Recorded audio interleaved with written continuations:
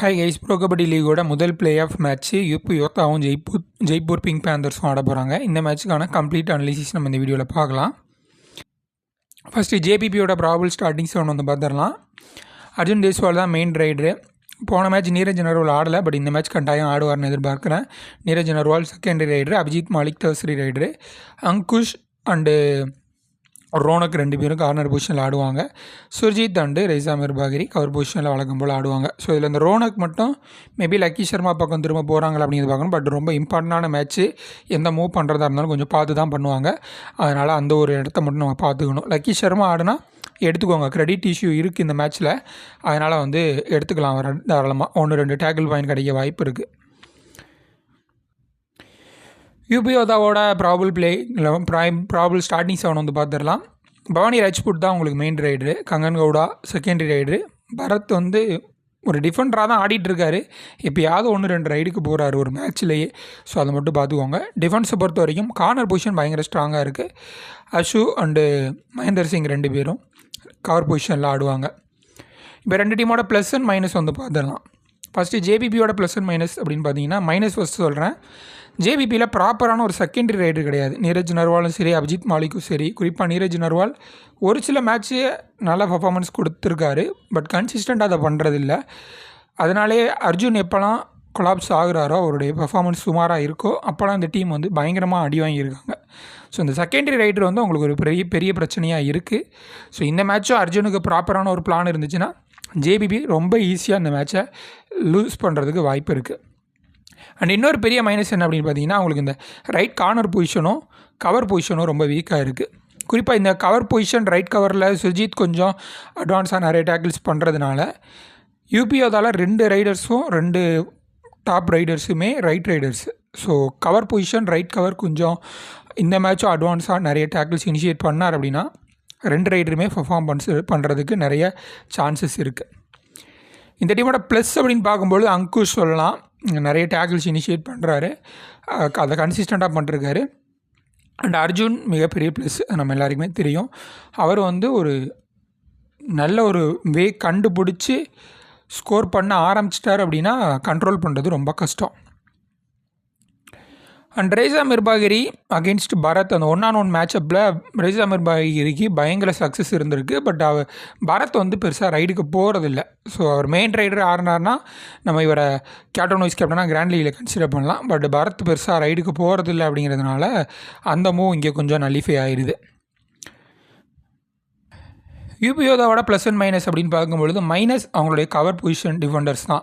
Right கவரும் சரி, left கவரும் சரி. குறிப்பாக மகேந்தர்லாம் வேறு லெவலில் அட்வான்ஸ் டேக்கிள்ஸ் கமிட் ஆகுவார்.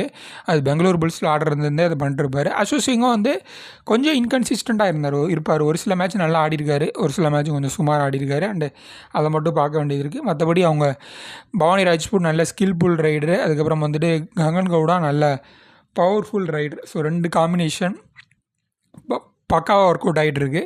பரத் வந்து டிஃபெண்டராக தான் ஆடுறாரு பெருசாக. அந்த மாதிரி கார்னர் ரொம்ப ஸ்ட்ராங்காக இருந்திருக்காங்க இந்த சீசன் ஃபுல்லாகவே. இது பெரிய ஒரு ப்ளஸ்ஸாக இருந்திருக்கு யூபி யோதாஸ்க்கு.